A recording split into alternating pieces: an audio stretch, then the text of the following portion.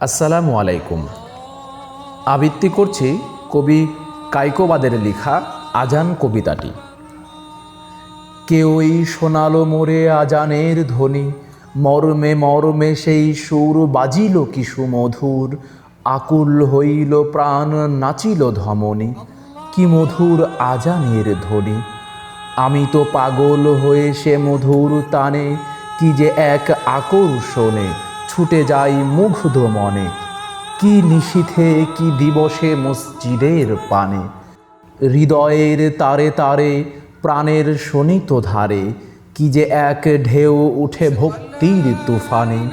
কত সুধা আছে সেই সুমধুর আজানে, নদী ও পাখির গানে তারই প্রতিধ্বনি। ভ্রমরের গুণগানে সেই সুর আসে কানে, কি এক আবেশে মুগ্ধ নিখিল ধরণী। ভূধারে সাগরে জলে নির্ঝর কলকলে, আমি যে শুনি সেই আজানের ধ্বনি।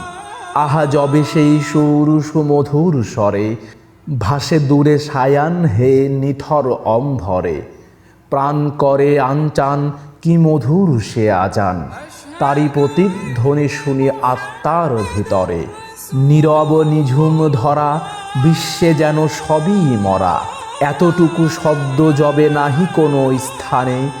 মুয়াজ্জিন উচ্চ স্বরে দাঁড়ায় মিনারের পরে, কি সুধা ছড়ায় দেয় উষার আজানে, জাগাইতে মোহমুগ্ধ মানব সন্তানে। আহা কি মধুর ওই আজানের ধ্বনি, মর্মে মর্মে সেই সুর বাজিল কি সুমধুর।